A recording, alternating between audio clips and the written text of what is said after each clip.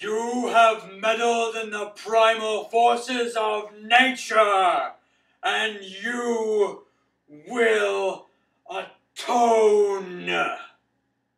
The great Hunter S. Thompson once said, "The TV business is uglier than most things.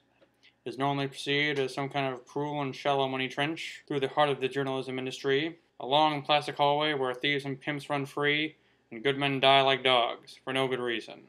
He then added, "There's also a negative side." Getting this review in pretty late, like a week late, but I wanted to get this one just right. Network is one of my dad's favorite movies. He loves talking about it. He was in college when it first came out in theaters, so he remembers how absurd the events in the movie seemed then, and how eerily prescient they've become.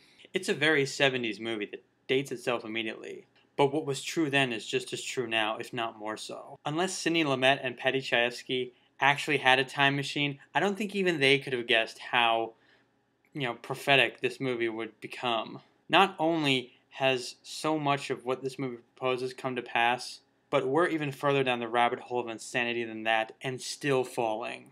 This movie has some of the most fantastic dialogue and fantastic rants you will ever see. For God's sake, Diana, we're talking about putting a manifestly irresponsible man on national television.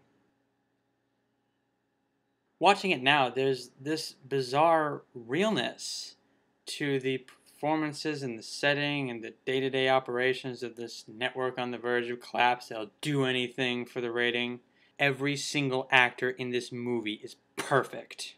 William Holden gets all the sappiest scenes in the movie, and he sells that shit. And through it all, I love how genre savvy he is about it.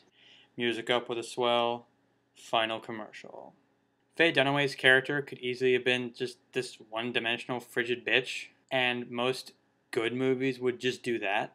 But again, she too seems more like a real functioning human than you would ever expect, even though the whole point of her character is that she is a terrible person and knows it.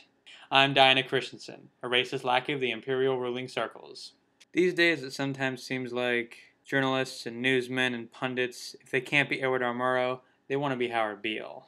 Never mind the fact that A, he's a fictional character, B, he's completely insane, or C, even in his own story, Beale is a fleeting brush with awesome who is put down like a rabid dog as soon as he becomes a problem. I love the scene at the end where the network heads are in a tight spot and they're discussing their options. Duvall's like, "What if we kill him?" And the discussion goes on for way too long before someone points out, "We're talking about first-degree murder here." Awesome, awesome movie.